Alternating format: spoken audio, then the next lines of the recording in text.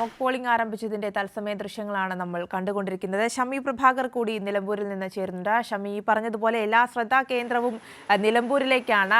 തെരഞ്ഞെടുപ്പ് പ്രഖ്യാപിച്ച ആ നിമിഷം മുതൽ വലിയ ശ്രദ്ധാ കേന്ദ്രമായിരുന്നു നിലമ്പൂർ. ശക്തമായ പോരാട്ടം നടക്കുന്ന ഒരു സ്ഥലം കൂടിയാണ് നിലമ്പൂർ. അതുകൊണ്ട് തന്നെ വലിയ ആവേശം ജനങ്ങൾക്കുമുണ്ടാകും. ഇതിപ്പോൾ 7 മണി മുതൽ തന്നെ പോളിംഗ് ആരംഭിക്കും. നിലവിൽ മോക്ക് പോളിംഗ് ആരംഭിച്ചു എന്നുള്ള വിവരങ്ങളാണ് ലഭിക്കുന്നത്. ഷമി എവിടെയാണ് നിൽക്കുന്നത്?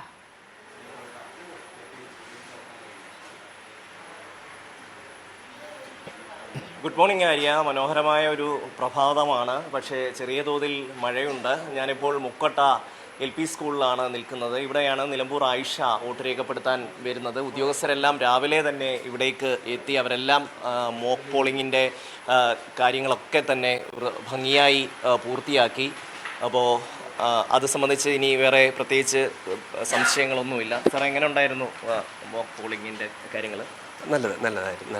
എല്ലാവരും ഓപ്പറേഷൻ എല്ലാം കറക്റ്റായിട്ട് വന്നു. എല്ലാം ഓക്കെ. അപ്പോൾ 7 മണിക്ക് തന്നെ പോളിംഗ് തുടങ്ങാം.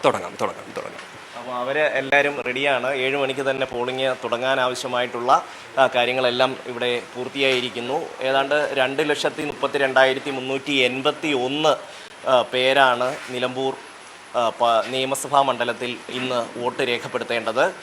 പുരുഷന്മാരെക്കാൾ സ്ത്രീകളാണ് ഇവിടെ കൂടുതലായിട്ട് ഉള്ളത്. എല്ലാവർക്കും പോളിങ്ങിനുള്ള ആവശ്യമായിട്ടുള്ള എല്ലാ സജ്ജീകരണങ്ങളും ഇലക്ഷൻ കമ്മീഷൻ ഏർപ്പെടുത്തിയിട്ടുണ്ട്. ഉദ്യോഗസ്ഥരെ അത് സംബന്ധിച്ചിട്ടുള്ള കാര്യങ്ങളെല്ലാം തന്നെ റെഡിയാക്കിയിട്ടുണ്ട്. എല്ലാ പോളിംഗ് ബൂത്ത് ഇവിടെ 4 ബൂത്തുകളാണുള്ളത്.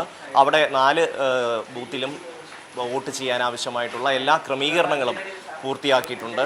നേരത്തെ ആര്യ പറഞ്ഞതുപോലെ കേരളത്തിൻ്റെ ഒരു പൂർണ്ണമായ ശ്രദ്ധ നിലമ്പൂരേക്കാണ് എന്നുള്ള കാര്യത്തിൽ സംശയമൊന്നുമില്ല. LDFനെ സംബന്ധിച്ചിടത്തോളം അങ്ങേയറ്റം ആത്മവിശ്വാസത്തോടു കൂടിയാണ് ഈ തെരഞ്ഞെടുപ്പിനെ നേരിടുന്നത്. ഇന്ന് സ്വരാജ് രാവിലെ പോളിംഗ് ബൂത്തിലേക്ക് പോകും. ഏതാണ്ട് 7 മണിക്ക് അദ്ദേഹം വോട്ട് ചെയ്യാനായി എത്തും. 3 സ്ഥാനാർത്ഥികൾക്ക്, LDFൻ്റെയും UDFൻ്റെയും BJPയുടെയും സ്ഥാനാർത്ഥികൾക്ക് ഈ മണ്ഡലത്തിൽ തന്നെയാണ് വോട്ടുള്ളത്. LDFനെ സംബന്ധിച്ച് സ്വരാജ് സ്ഥാനാർത്ഥിയായി എത്തിയതോടുകൂടി ആത്മവിശ്വാസം ഭയങ്കരമായി വർദ്ധിച്ചിട്ടുണ്ട്. വലിയ തോതിൽ ജനപിന്തുണ നേടിയെടുക്കാൻ സ്വരാജിന് കഴിഞ്ഞിട്ടുണ്ട്. ആ ഒരു തലത്തിൽ നിന്നുകൊണ്ടാണ് ഇന്ന് LDFൻ്റെ പ്രവർത്തകർ ഈ തെരഞ്ഞെടുപ്പ് പ്രക്രിയയിൽ പങ്കാളികളാവുന്നത്. പരമാവധി വോട്ടർമാരെ പോളിംഗ് ബൂത്തിലേക്ക് എത്തിക്കുക എന്നുള്ളതാണ്. കഴിഞ്ഞ 2021 നിയമസഭാ തെരഞ്ഞെടുപ്പിൽ ഏതാണ്ട് 78% ആൾക്കാർ ഈ മണ്ഡലത്തിൽ വോട്ട് ചെയ്തിരുന്നു. 2016 തെരഞ്ഞെടുപ്പിൽ 76% ആൾക്കാർ വോട്ട് ചെയ്തിരുന്നു. ഈ തവണ ഉപതെരഞ്ഞെടുപ്പ് ആയതുകൊണ്ട് തന്നെ കൂടുതൽ ജനങ്ങൾ വോട്ട് ചെയ്യാനായി എത്തും എന്നൊരു പ്രതീക്ഷയാണുള്ളത്. വിദേശത്തൊക്കെയുള്ള ആൾക്കാർ ഇവിടേക്ക് എത്തുന്നുണ്ട്. ഇന്നലെ തന്നെ പല ആൾക്കാരും വിദേശത്ത് നാട്ടിലേക്ക് എത്തുന്നുണ്ട്. പരമാവധി വോട്ടർമാരെ ഈ പോളിംഗ് ബൂത്തിലേക്ക് എത്തിക്കാനുള്ള ഒരു ശ്രമം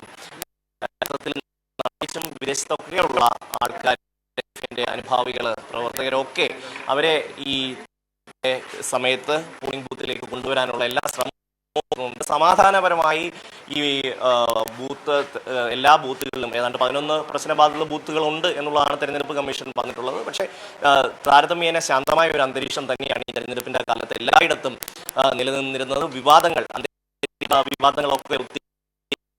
പോലും വേറെ ഭരിതമായ ഒരു അന്തരീക്ഷവും ഈ മണ്ഡലത്തിൽ